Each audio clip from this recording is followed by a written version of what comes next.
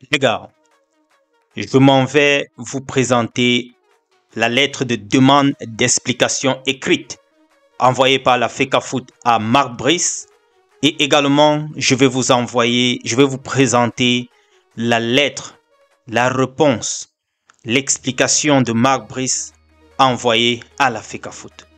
Donc je vous prie de prendre un peu de tasse de thé, un peu de popcorn ou bien un petit verre de cola pour rester attentif. Alors, je commence par la demande d'explication écrite de la FECAFOOT. Voilà. Monsieur l'entraîneur sélectionneur, il nous a été donné de constater qu'une interview vous est attribuée dans les pages du journal belge DH. Cet entretien, qui nous est parvenu en format PDF, a été publié le 17 août 2024 avec pour titre « Eto'o a réussi comme footballeur et pour le reste, il a échoué ». Cet extrait, tiré parmi de nombreux propos issus de l'interview que vous auriez accordée au journaliste Yves Talderman, est repris par le site internet du dit journal et abondamment relayé sur diverses plateformes de par le monde. 1. Reconnaissez-vous avoir tenu les propos qui vous sont attribués dans l'article ci-dessus référencé? 2. Sinon, quelle démarche avez-vous entrepris pour dégager votre responsabilité? En tout état de cause, nous vous rappelons les dispositions de l'article 28 du règlement du statut et transfert des joueurs de la FIFA, selon les termes duquel l'entraîneur, personne occupant une fonction spécifique au football employée par un club professionnel ou une association et dont, le travail consiste en l'un ou plusieurs des éléments suivants. Former et entraîner des joueurs, sélectionner des joueurs pour des matchs et compétitions, effectuer des choix tactiques des matchs de compétition. Compte tenu de tout ce qui précède, nous vous enjoignons de nous donner, dans un délai de 72 heures fermes, les explications écrites relatives à ces agissements qui, s'ils étaient avérés, contreviendraient gravement au principe de bonne collaboration, dont celui du respect dû à la hiérarchie et au devoir de réserve attaché à vos fonctions. Signé le secrétaire général de la Fédération camerounaise de football, Junan Blaise. Ça, c'est la lettre de demande d'explication envoyée le 19 août par le secrétaire général de la Fédération camerounaise de football à Marc Brice. Maintenant, je ne vais pas encore faire un commentaire. Je vais lire la réponse de Marc Brice. Très rapidement, les amis, j'espère que vous avez pris un petit jus pour étancher votre soif. Monsieur le secrétaire général, ça c'est l'objet, demande d'explication écrite. Donc, c'est la réponse de Marc Brice. Monsieur le secrétaire général, j'ai bien reçu votre lettre 18 août 2024 concernant la demande d'explication. Avant de répondre, il me plaît de rappeler d'abord ce qu'avait dit en 2019 M. Samuel Eto'o lors d'une interview accordée à Radio France Internationale à Alain Foka. Au football, si tu travailles bien, si tu as ton idée claire, tu analyses bien tes adversaires et surtout, tu joues sur tes qualités, tu as beaucoup de chances d'aller très loin. Et très souvent, au Cameroun, on veut des entraîneurs bénis oui. Vous ne pouvez pas.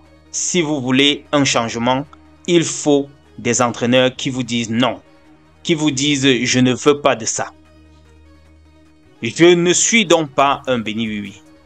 Et c'est dans cette logique de vérité et d'objectivité que j'ai accepté le poste d'entraîneur sélectionneur que m'a confié l'État du Cameroun et pour laquelle vous, la FECAFOOT, vous êtes l'organe utilisateur. Ces valeurs m'ont toujours guidé durant toute ma carrière. Et j'étais convaincu que je serais compris par la FECAFOOT. Grande a été ma surprise de recevoir votre courrier alors que je me serais attendu à recevoir des propositions relatives à l'organisation des prochaines rencontres, à la publication de la liste des joueurs convoqués et les mesures prises pour nous éviter les cauchemars de la dernière fois. Et en aucune fois, je n'ai pas vu, autant pour moi, je n'ai pas vu la FECAFOOT condamner les agressions dont j'ai été victime et les insultes de toute nature contre ma personne et ma famille. Monsieur le secrétaire général, je vous rappelle donc ces quelques faits qui m'ont marqué lors du premier regroupement de la sélection nationale qui a été tumultueux comme vous le savez. Lors de ces séjours à Yaoundé et à Luanda en Angola au mois de mai dernier, j'ai vécu les plus grandes frustrations de ma carrière d'entraîneur. Comment comprendre qu'un entraîneur soit privé de matériel didactique, entre parenthèses, confiscation des maillots, des ballons, du bus, dans le cadre de déroulement des séances d'entraînement pour un match essentiel relatif aux qualifications pour la Coupe du Monde Canada-États-Unis, Mexique 2026. Comment comprendre que des personnes que je ne connais pas et avec qui je n'ai jamais travaillé se retrouvent dans mes vestiaires le jour du match? À la veille du match contre l'Angola, comment comprendre que des courriers de menaces soient envoyés aux joueurs avec copie à leur club et ce malgré une victoire écrasante contre le Cap-Vert? Cela avait bien pour but de les démoraliser. Comment comprendre qu'à notre débarquement à Luanda, j'ai été victime d'agression verbale de M. Benoît Angwa, d'agression physique de M. Thierry Ndo, et que, par la suite, le docteur Foto ait tenté de m'expulser du bus de la sélection nationale lors de notre transbordement à l'hôtel? Comment croire que, pour le même match, la FECAFOOT a refusé d'accréditer mes adjoints, obligeant le gardien titulaire des Lions Indomptables à s'échauffer tout seul? Quand on sait que pour les spécialistes, il s'agit d'une activité spécifique en vue de la mise en condition du dernier rempart de la sélection nationale, ce qui est un fait inédit au monde pour une équipe nationale.